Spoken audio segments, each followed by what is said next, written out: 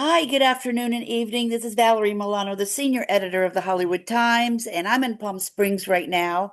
I'm going to have our guests in this Zoom introduce themselves and tell us where you're at as well. I am Nick Costa. I was the co-writer, co-producer of Raging Midlife. I also played the lead character as well. And we're here in sizzling Portland, Oregon. Hello, my name is Rob Taylor. I was the director of Raging Midlife and the co-writer, and I also play Rob in the movie. Okay, wearing a lot of hats there, kids. Nicholas, what inspired you and Rob to create Raging Midlife, and how much of the story came from your own experiences with friendship, nostalgia, and growing older? Yeah, well, I tell you what, the first draft of the script was written in 2003, back when we were far younger and more vulnerable men. And obviously, the script had evolved quite a bit from when we started. In fact, the concept, for those who don't know, it's about a couple of guys on a quest to get a tank top from their favorite 80s wrestler after being outbid by a grieving daughter that's trying to get the tank top uh, and satisfy her father's final wish.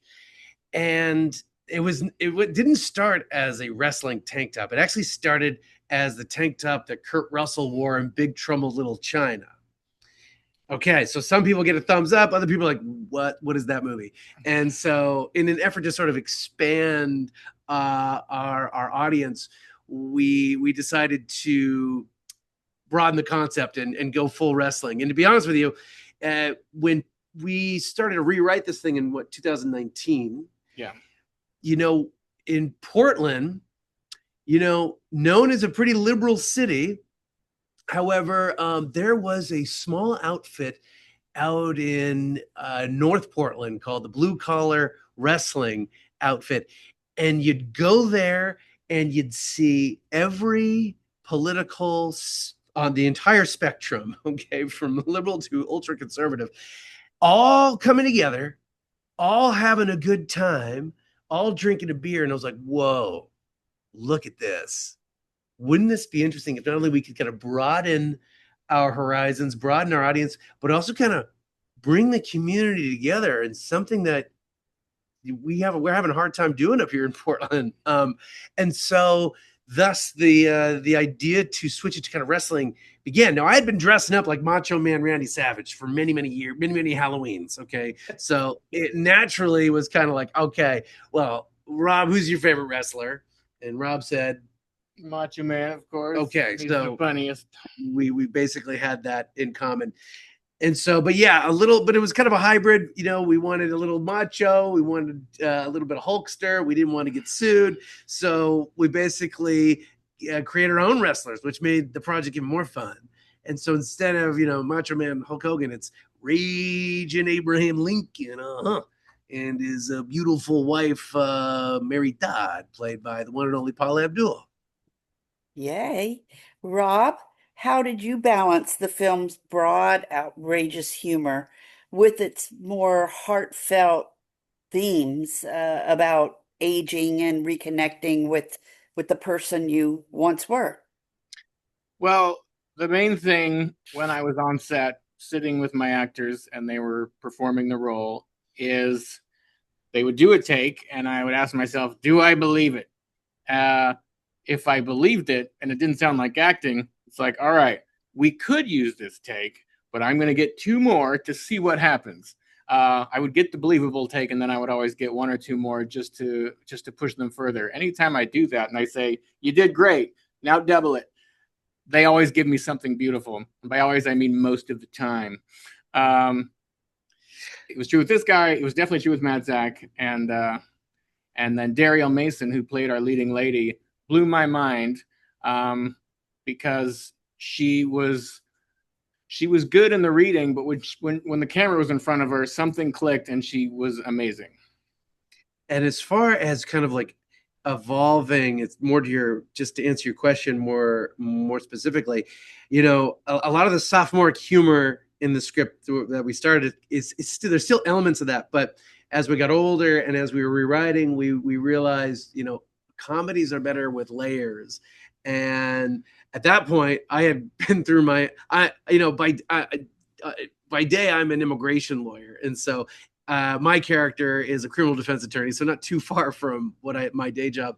But also, too, having had romantic relationships that also ended, and learning from those experiences, you carry that we carry that into the story as well, to sort of be like, boy, there's a lot of heartbreak in the background of these characters, and boy, some of them, my character is really kind of reaching for a time that was a little simpler, more fun, childhood, almost kind of in some ways uh, living in the past. And as the story goes on and the characters meet a love interest in the form of the antagonist, Tyler Roberts, played by Daryl Mason, the character then has to grow a little bit and decide, okay, am I going to choose the past or am I going to choose the future? Am I going to choose this this most exciting woman I've ever met in my life, or am I going to choose this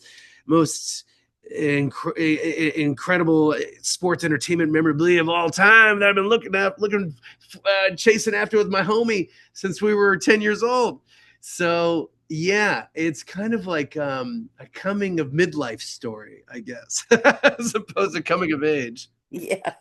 Well, so Nicholas, while you got the floor there, you co-wrote, produced, and starred in it, the film as we're talking about. What was the greatest challenge of wearing so many hats during the production?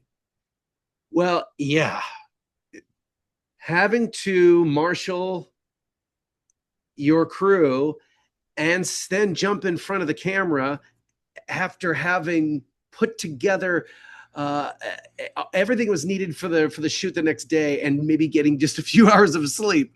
That was probably the most challenging part of wearing so many hats.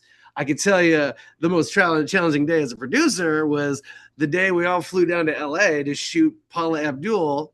And the night before, I get a call from her people. And this was in the height of the pandemic, by the way, 2021. And they were like, bad news. Paula's got COVID.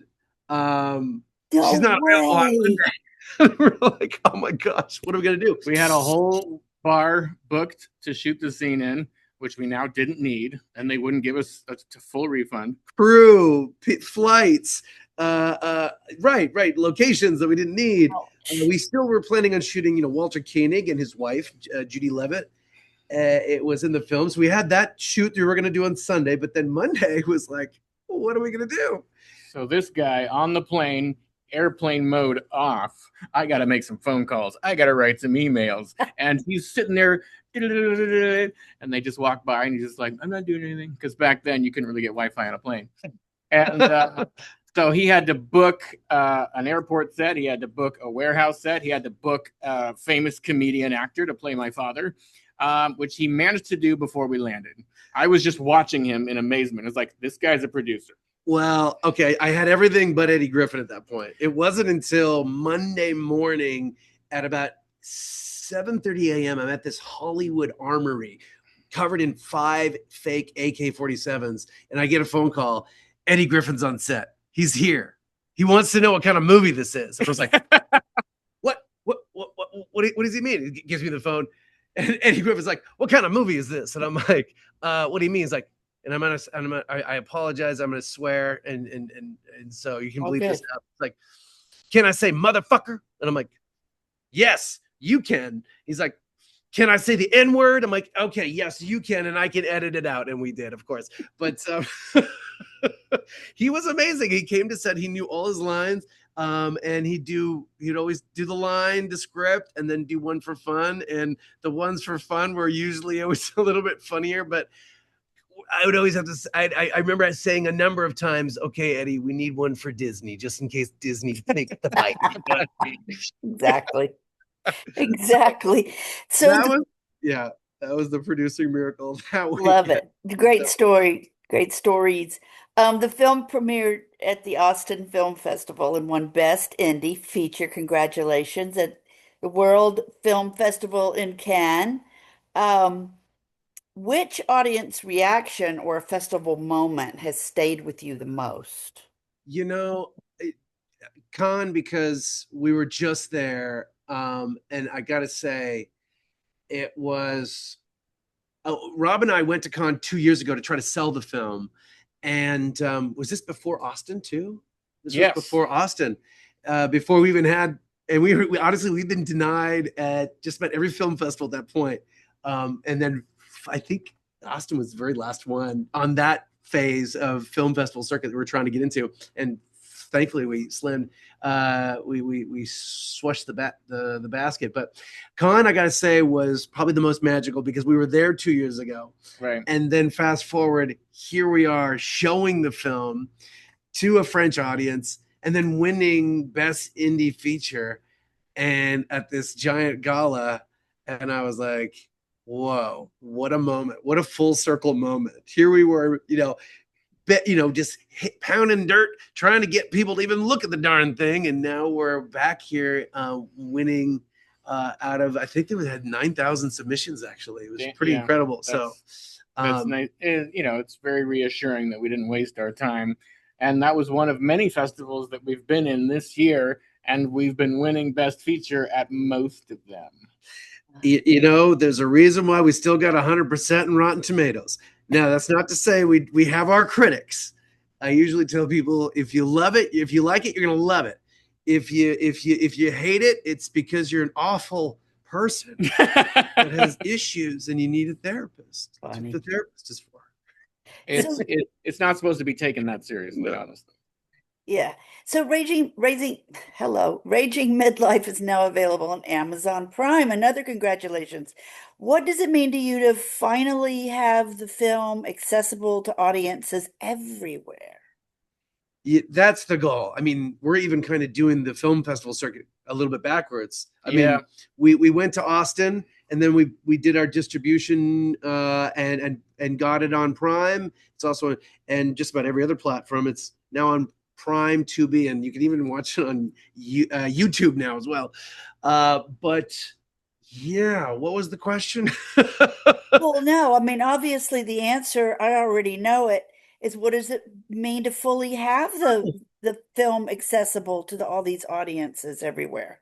I What mean, does that mean to you guys?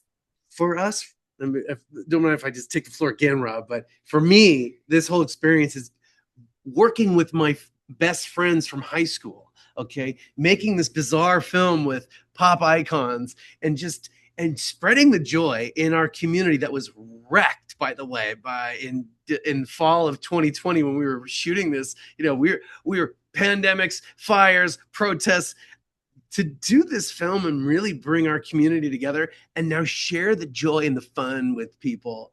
This is what it's all about. That's why I love doing this film festival tours, because now we get to be like, okay, let's just get the eyeballs and have some fun and celebrate this thing with people. That's been the most joyous part for me.